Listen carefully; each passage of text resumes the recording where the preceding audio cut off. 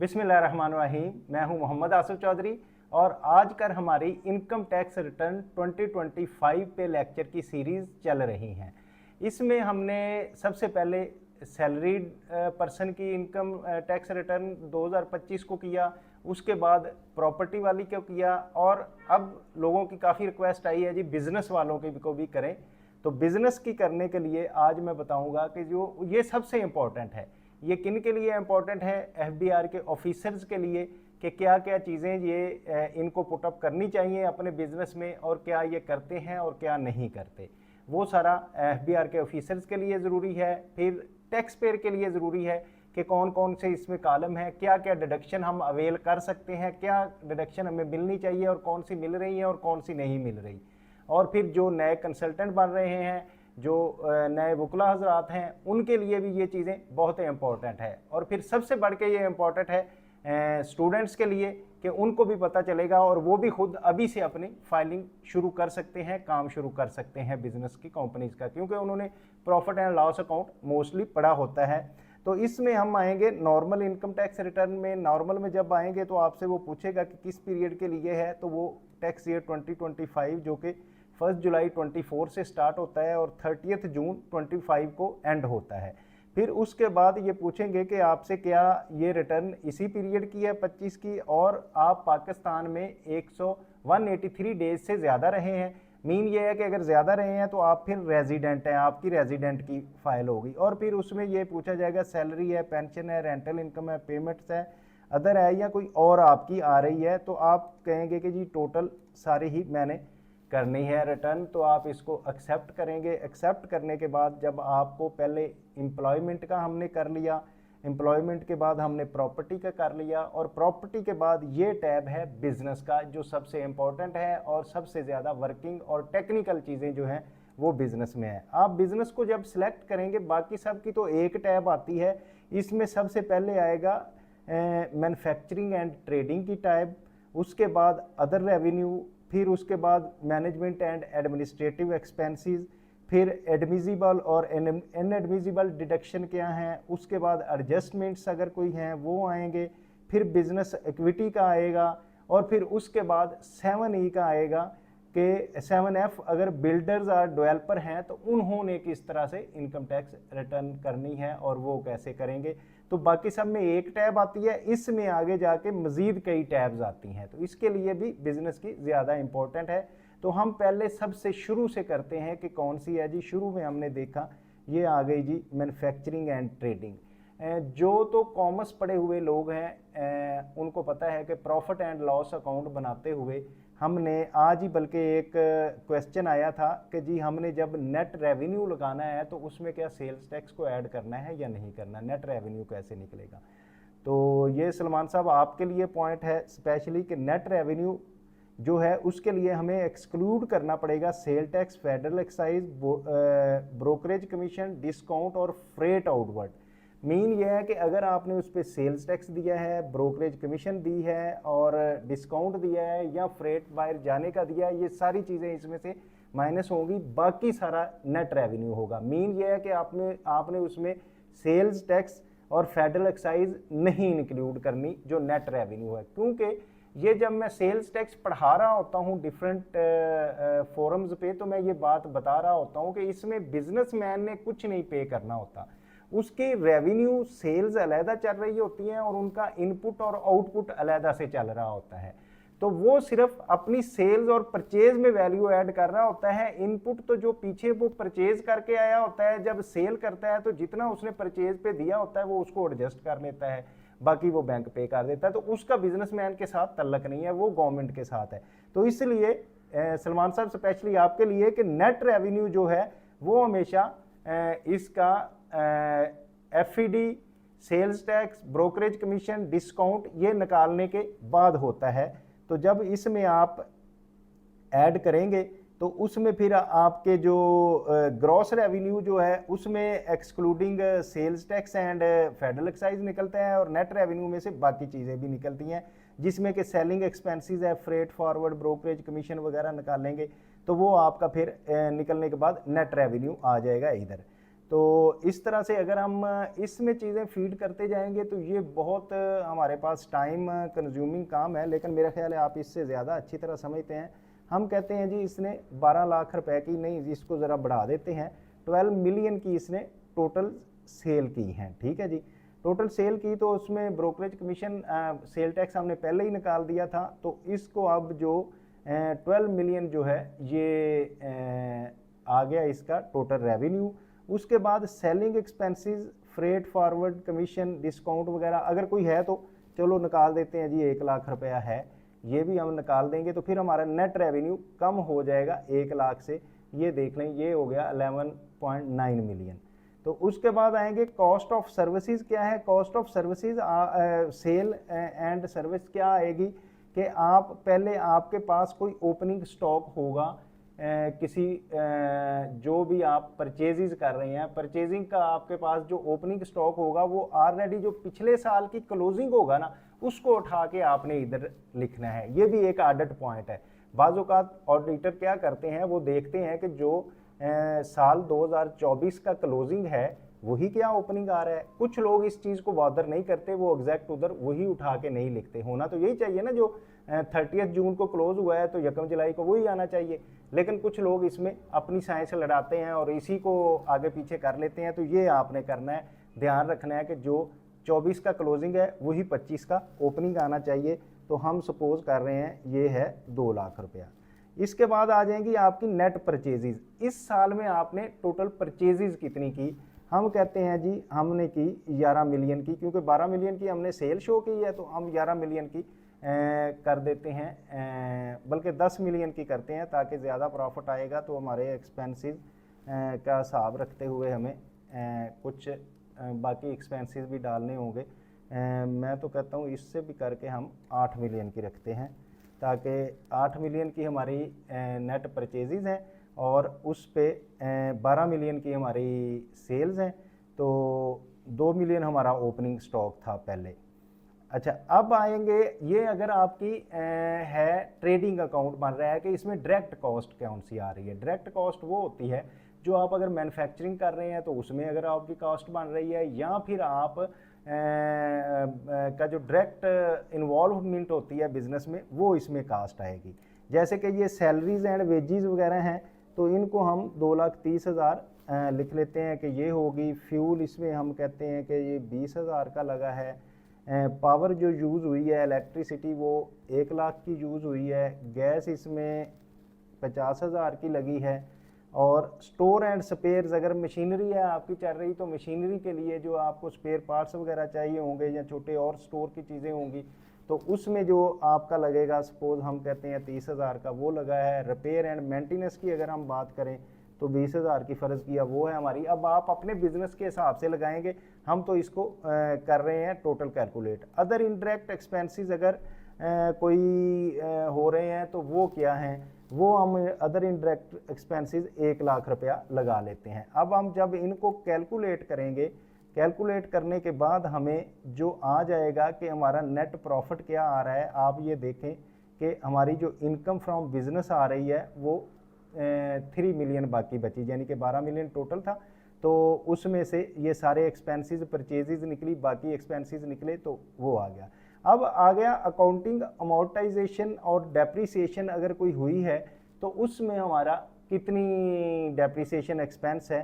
फ़र्ज़ किया हम ये कहते हैं कि ये भी हमारा 50,000 रुपया एक्सपेंस है। ये 50,000 एक्सपेंस निकाला, तो अब हमारा जो नेट प्रॉफिट है जो हमारा आ गया ग्रॉस प्रॉफिट, वो 32 लाख रुपया हमारा ग्रॉस प्रॉफिट आ गया। ठीक है, अब अगर आप देखें तो ग्रॉस प्रॉफिट में आपका जब हम कंप्यूटेशन में जाएंगे तो 32 लाख पे हमारा टैक्स कैलकुलेट हो रहा है 6,52,000 रुपया। तो ये 6,52,000 में कुछ विद हेल्ड में पहले ही डला होगा, तो ये डलने के बाद तो इसका 6,28,000 रुपया जो है वो बैंक पेड बन रहा है।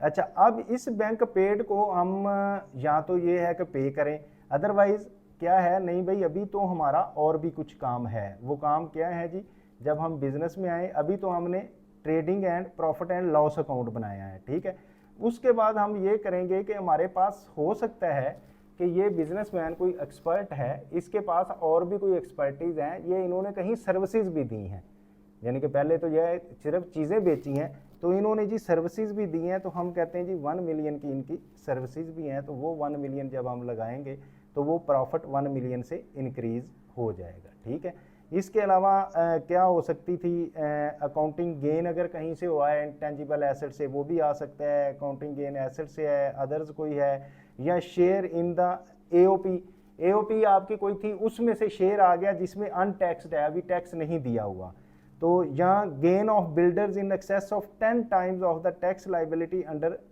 Rule 6 of the 11th schedule के मुताबिक गेन आ रहा है बिजनेस का, वो इधर लगाएंगे। या share in tax from AOP, के एओपी है और उसने टैक्स दे दिया है, आपको टैक्स पे हो गया है और उसके बाद एओपी का ये प्रॉफिट है, तो वो आ रहा है, तो हम ये भी सोच लेते हैं कि हमारी एक एओपी भी है, उसमें भी 12 लाख रुपया हमें प्रॉफिट आ रहा है। लो जी, इसका भी हमने कर दिया।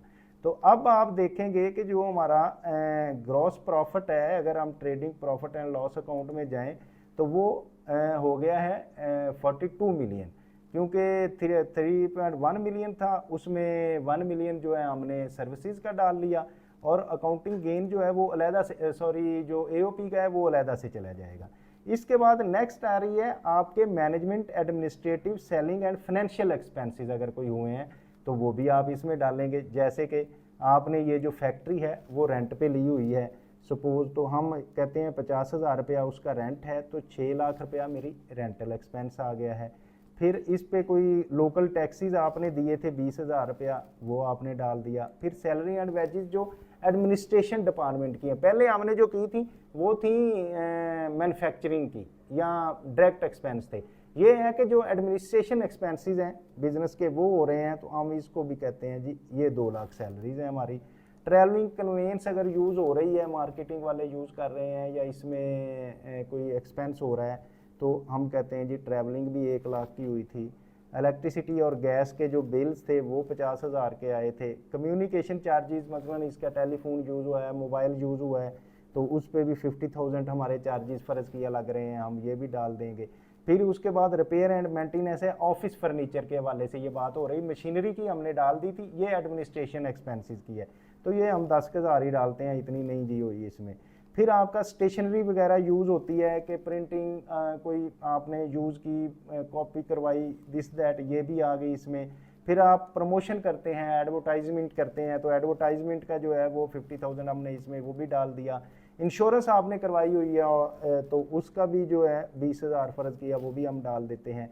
प्रोफेशनल चार्जेज़ हैं कि आप अपने एक्सपर्ट्स को देते हैं प्रोफेशनल चार्जेज़, रिटर्न फाइल करवाने के लिए दे दिए आपने, वकला को दे दिए कुछ, उसमें हमने लगा लिया कि 30,000 ये हैं।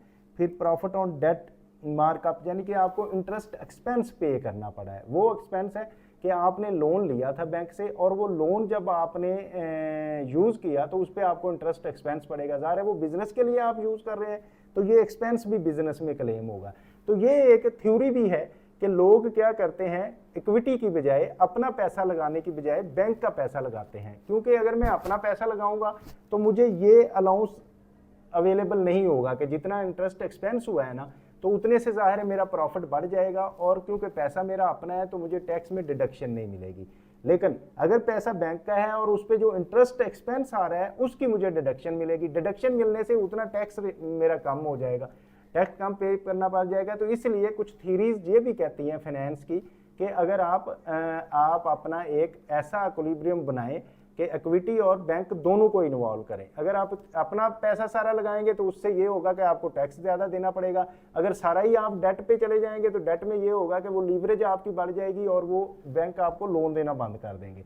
तो इसलिए एक ऐसा पॉइंट रखें जिसपे अपना भी हो और बैंक का भी हो, ताकि वो आपका बिजनेस सही स्टेबल चल सके। तो ये प्रॉफिट एंड डेट फ़र्ज किया, ये भी 50,000 हमने डाल दिए जी, इसके हैं। फिर कोई डोनेशन की है, चैरिटी दी है, डोनेशन एंड चैरिटी इधर डल जाएगी। ब्रोकरेज कमीशन था, किसी को दिया 5,000 रुपया, वो इधर डल जाएगा। इसी तरह अदर एक्सपेंसेस जैसे हमने उधर डाले थे 12,000 रुपया, ये डाल दें। और इररिकवरेबल डेट, जो बैड डेट्स होते हैं, आपने पैसे किसी से लेने थे लेकिन वो मिले नहीं, डूब गया आपके पैसे, तो वो भी बिजनेस पे क्योंकि एक्सपेंस डलेगा, तो वो भी हमने बिजनेस में 50,000 डाल दिया।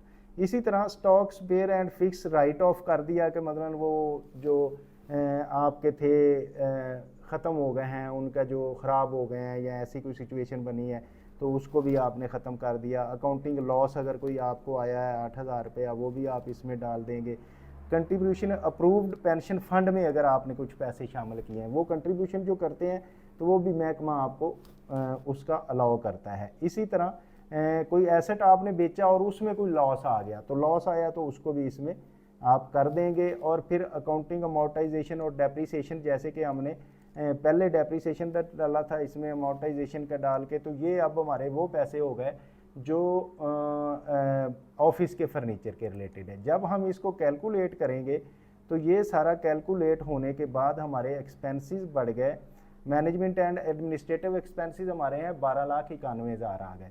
तो इसकी वजह से अब हमारा नेट प्रॉफिट कितना है, ये अब 29 लाख रुपया हमारा नेट प्रॉफिट बन गया। अब हम जब जाएंगे जहां हमारा पहले 41 लाख बन रहा था ना, 32 लाख बन रहा था trading and profit and loss account से, और 1 मिलियन हमने सर्विसेज में डाला था, 42 लाख बन रहा था।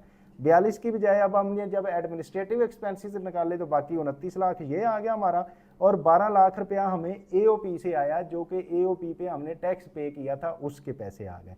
तो ये फिर हमारा टोटल 41 लाख बन गया, और इस पे 7,42,000 टैक्स है। तो टैक्स जो है ये हमें चलान बाकी जमा करवाना पड़ेगा। नहीं, लेकिन अभी रुकें, अभी थोड़ा सा इस चलान से आपको बचाते हैं किस तरह से। अभी हम बिजनेस में चल रहे थे, तो बिजनेस में हमारा ट्रेडिंग भी अकाउंट हो गया, अदर सर्विसेज हो गई, मैनेजमेंट एडमिनिस्ट्रेटिव भी हो गई। अब एडमिजिबल और इनएडमिजिबल के हैं कि कौन कौन से आपके जो एक्सपेंसेस जो थे एडमिजिबल थे या कौन से इनएडमिजिबल थे, के प्रोविजन फॉर बैड डेट्स हैं, आपकी स्टॉक ऑब्सलीट हो चुके हैं, एड बैक प्रोविजन है वैल्यूज़ की, तो add back cess rate taxes वगैरह प्रॉफिट जो हैं कि मतलब जो आपके इनएडमिजिबल हैं उनको आप बैक करेंगे और एडमिजिबल एक्सपेंसेस आपके क्लेम हो जाएंगे। तो इसके बाद आ जाएंगी आपकी एडजस्टमेंट अगर कोई है, तो एडजस्टमेंट में क्या है, income tax from business before adjustment के, तो ये इनकम हमारी आ गई। Unadjusted loss from the previous year, यानी कि 20, 21, 22, 23, 24 में अगर कोई आपको लॉस आया है तो वो लॉस आप इसके अगेंस्ट एडजस्ट कर सकते हैं। जब ये एडजस्ट करेंगे आप लॉस, तो आपका ये फिर एडजस्टमेंट्स भी टोटल हो जाएंगी। तो उसके बाद जो सबसे इंपॉर्टेंट चीज़ है, मोस्टली लोग इसको मिस कर देते हैं, ये बैलेंस शीट है। लाइक बैलेंस शीट है जिसमें आपका दे दिया हुआ है फिक्स एसेट है, लैंड है, बिल्डिंग है, प्लांट एंड मशीनरी है, एडवांसेस हैं, स्टॉक्स हैं, कैश एंड कैश इक्विवेलेंट और अदर एसेट्स। ये फिक्स और करंट एसेट्स हैं, और ये नीचे इक्विटी और लाइबिलिटी है कि आपका कैपिटल कितना है, लॉन्ग टर्म बारविंग डेट और लोन कितने हैं, ट्रेड क्रेडिटर्स कितने हैं, अदर लाइबिलिटीज़ कितनी हैं। तो ये बैंक स्टेट जो बैलेंस शीट है वो मोस्टली लोग नहीं बनाते, ठीक है। तो इसको भी आपने बनाना है ताकि वो आप एग्जैक्ट उसका प्रूफ दे सकें। तो इसके बाद जो बिजनेस की चीज़ आती है वो आती है कि construction and sales of residential commercial other buildings at the rate of 10%। उसमें आपने लेना है development and sale of residential commercial other 15% पे, construction and development and residential commercial 12% पे। यानी कि अब आपका जो जितना आपने कंस्ट्रक्शन की और आपने एडवांसेस लिए हुए हैं उसका 10% आपने टैक्स जमा करवाना है। तो ये इस तरह से आपका ये टोटल जो बिजनेस का है पॉइंट ऑफ व्यू, सारे बिजनेस की चीज़ें हैं वो आप टोटल इसमें शामिल कर देंगे।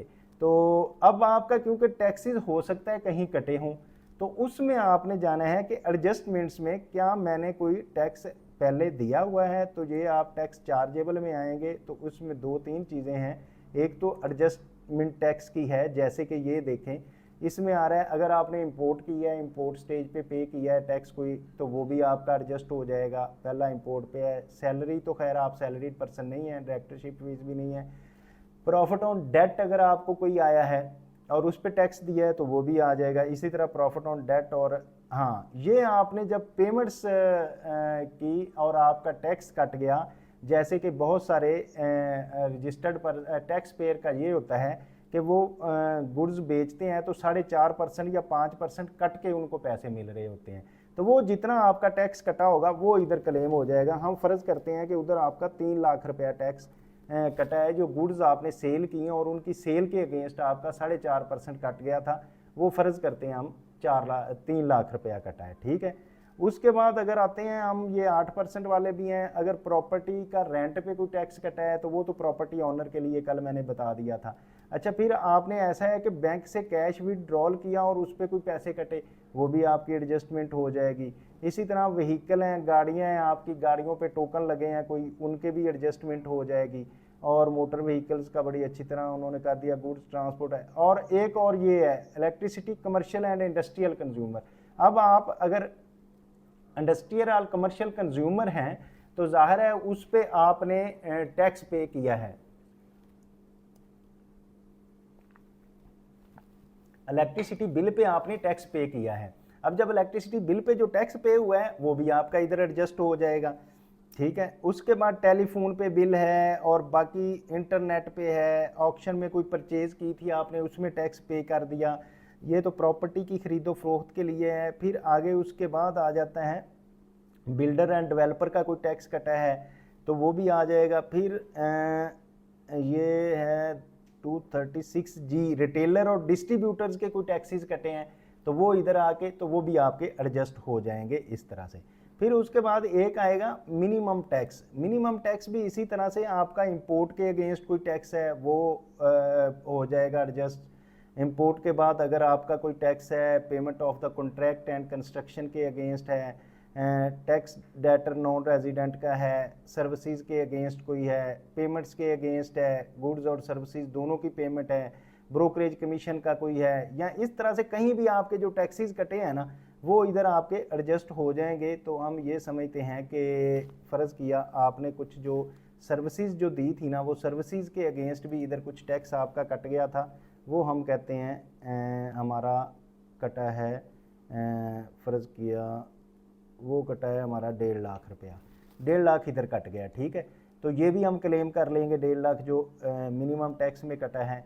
और फिर एक कोई फाइनल टैक्सेस हैं, फाइनल में अगर आप देखें कि कोई आपके अगर कटे हुए हैं तो वो भी आप सारे उसमें एडजस्ट कर सकते हैं। और एडजस्ट करने के बाद जब अब आप आएंगे इसमें कंप्यूटेशन में तो आप ये देखेंगे कि आपका 29 लाख रुपए प्रॉफिट था, उस पर टैक्स आपका 8 लाख कुछ बन रहा था। लेकिन उसमें क्या हुआ कि कुछ आपके टैक्स क्रेडिट्स आपको मिले और कुछ आपका टैक्स विद हेल्ड हो गए थे। इतने विद हेल्ड होने के बाद अब जो बाकी बचेगा 4 लाख रुपया, ये आप इधर से PSID आप जनरेट करेंगे और टैक्स पे कर देंगे।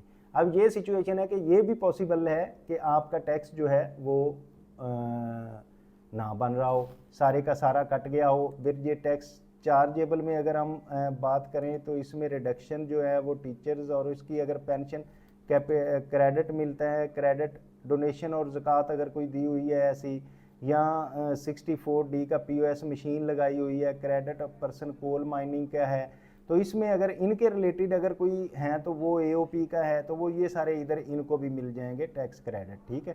तो बाकी जो है एडजस्टेड टैक्स की भी बात हमारी हो चुकी है कि एडजस्टमेंट्स जो हैं वो किस तरह से होनी है और ऐड बैक होनी है। तो इस तरह से आपका जो बिज़नेस का एक पोर्शन था वो सारा हमने डिस्कस कर लिया कि वो किस तरह। बाकी आगे जो प्रोसेस है वो वेल्थ स्टेटमेंट का सेम ही है कि आप अपना नॉर्मल इनकम उठा के उधर ले जाएंगे और एक्सपेंस टैक्स लेके जाएंगे, बाकी जितना आप उसमें एक्सपेंस कर लेंगे, खर्च लेंगे, वो निकल जाएगा, बाकी जो बचेगा उसको आप इस्तेमाल कर लेंगे अपने एसेट्स या कोई चीज़ खरीदने के लिए, ठीक है। तो अब ये है मेरा ख्याल है कि बैंक बिजनेस के रिलेटेड आपकी हर चीज़ क्लियर हो गई है। मैंने एक एक हेड जो है उसमें क्लियर कर दिया है। तो उम्मीद है कि आप इसको समझ गए होंगे अच्छी तरह और दूसरों को समझाने के लिए इसको लाइक शेयर और सब्सक्राइब कर रहे होंगे। लेकिन फिर भी आपको अगर कोई प्रॉब्लम आए कमेंट बॉक्स में कमेंट कीजिएगा, उसका रिप्लाई दिया जाएगा। Thank you very much, have a nice day.